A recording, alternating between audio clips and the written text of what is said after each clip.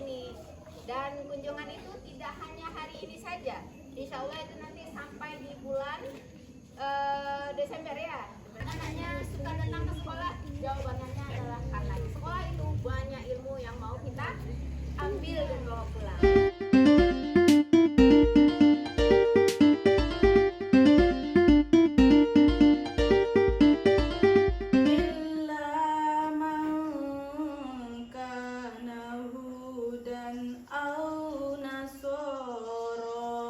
Di sanalah aku berdiri, jadi pandu ibuku. Dan pun mungkin itu adalah amanah yang harus dilaksanakan oleh sekolah penggerak untuk mengimbaskan masalah transformasi pendidikan ke seluruh sekolah-sekolah yang diimbaskan. Alhamdulillah kitalah satu di antara yang 4 itu. Jadi harapan kita bersama agar apapun materi yang disampaikan nanti oleh ibu kita atau oleh pemateri kita itu dapat kita terima dan kita terapkan di sekolah kita ini. Ya, sebetulnya kita sekolah penggerak itu tidaklah segalanya dari sekolah-sekolah yang lain, karena memang kita adalah sekolah penggerak angkatan pertama. Untuk kita ketahui bersama bahwa sekolah penggerak angkatan pertama itu bukanlah juga ditunjuk, tapi adalah kita yang berusaha untuk menjadi bahagian dari sekolah penggerak itu. Jadi banyak hal yang kita lalui sehingga kita dinyatakan lolos sebagai pelaksana sekolah penggerak. Jadi artinya kita sebagai guru harus tidak porno dengan apa yang namanya IT. Saya nggak bisa IT, saya nggak akan mau belajar IT, nggak boleh seperti itu. Karena kita diminta untuk belajar sepanjang hayat.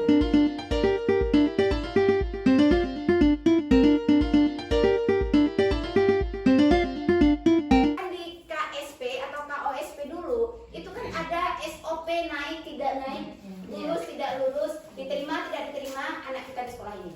Nah, kita menaikkan anak berdasarkan SOP yang kita buat. Kan di kurikulum mereka itu ada fase A, B, C untuk kita yang SD.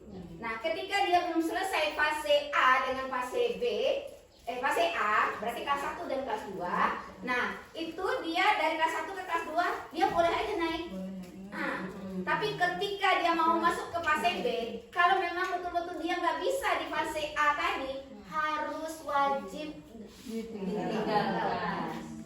Dulu ATP, sekarang ya namanya belajar istilahnya itu. Ya, terus apa lagi? Sudah diganti. Itu ATP tadi kan, CP tadi kan, kan diganti istilah-istilahnya itu. Ya. Jadi kita tentu belum hafal istilahnya itu. Padahal tujuan pembelajarannya ini adalah bagaimana peserta didik dapat menonton permainan yang ada di balik sana. Kita nggak mau tahu dengan keadaan anak. Yang penting kita sekarang belajar matematik perkalian sederhana. Kita nggak tahu anak kita belum mengerti penjumlahan. Kita tidak tahu apakah anak kita sudah mengerti angka atau pengurangan dan lain sebagainya. Nah, itulah gunanya asesmen awal. Nah, kalau kita udah tahu kebutuhan belajarnya, maka anak ini hobinya nulis berbicara. Kita sebagai guru bagaimana caranya sekarang ini? nah, kiatnya pertama kita harus mengenal karakteristik anak kita. Iya. Mengenal karakteristik anak kita itu adalah bisa di awal tahun ajaran baru ketika mereka diantarkan orang tuanya ke sekolah. Namanya cap dan segala macam. Kemudian nanti ada yang menceritakan hasil pembelajaran kita ini. Berarti kita serahkan kepada anak, Bu, ya. Berarti kan pembelajaran IPA tadi kan ada perkembangan makhluk hidup. Ya. Yang satunya menggambar, bisa juga dia anaknya tadi kita serahkan, misalnya dia ingin menggambar tentang makhluk hidup tadi, serahkan. Kenapa apa begitu? Jadi anak yang satu lagi dia mau nulis. Iya. Jadi Tulisnya apa? tulisnya apa perkembangan? Cara perkembangan ya. segala macam tentang materi yang kita Iya, ajarkan. benar. Enggak apa-apa kayak gitu. Iya. Kok kayak gitu tujuannya, Bu. Pertama. Nah, kayak gitu.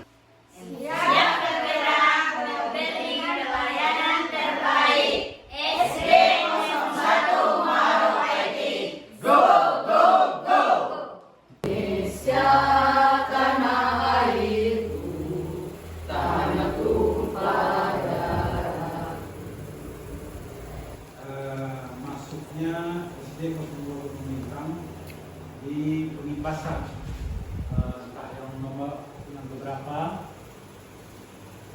Jadi yang kedua Bu, alhamdulillah Itu bahwasanya sekolah bendera angkatan 1 itu beberapa sekolah bendera angkatan 1 terpilih untuk mengimbaskan kepada SD-SD yang ada di Kabupaten 50 Kota. Dari Kementerian Pendidikan.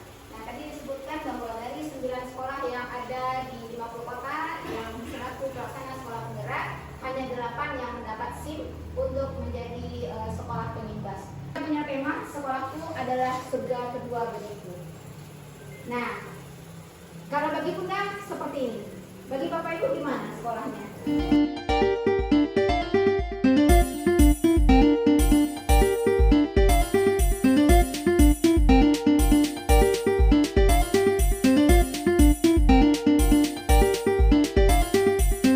Harapan yang ada di hati seluruh teknik peserta didik hendaknya bisa mengikuti peraturan dan aturan sekolah kita dengan hati senang dan bahagia. Itu saja. Oke. Ingin menciptakan murid yang berkarakter, cerdas, terampil, dan sekolah yang menyenangkan. Nah, ingin sini mengakui bahwa murid kita belum terampil. Kalaupun ada terampil, cuma 0,sekian% kan kayak gitu. Nah, setuju tak kita untuk menjadikan sekolah kita ini menjadi sekolah yang membuat atau mencetak murid-murid yang terampil dan sekolah yang menyenangkan? Setuju. Ya, keren. Kita tepuk tangan buat kita semua. Oke. Nah, sekarang kan udah 2. Bagaimana Bapak Ibu bisa menyatakan pernyataan ini bisa jadi benar? Di kelas kita itu ada murid yang cepat, ada murid yang lambat, ada murid yang setengah lambat atau setengah-tengah lah gitu. Nah, bagaimana kita bisa memandang murid itu sesuai dengan kondisi dan potensinya? Kita lihat dari sisi yang berbeda. Bagaimana kita menggali potensi anak kita dengan sebaik mungkin sehingga dia menjadi mutiara-mutiara yang kita harapkan.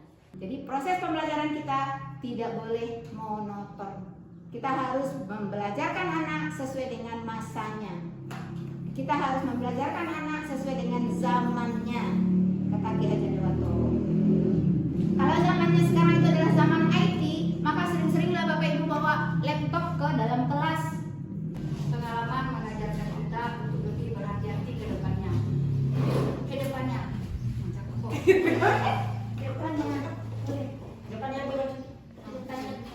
Kedepannya lebih giat lagi untuk belajar. Kedepannya lebih giat lagi untuk belajar. Belajar Pak. Belajar itu pengalaman paling baik untuk jadi orang sukses. Sukses. Udah ya. Atau tinggal di rumah tadi di bawah. Masih di bawah. Jarinya berapa jumlahnya? 10. Pintar. Nah, sekarang Bapak Ibu berhadapan masing-masing dan simpan jarinya di belakang. Nah, dalam hitungan 3, silakan Bapak Ibu mengeluarkan jarinya masing-masing dan dijumlahkan keduanya. Pelan.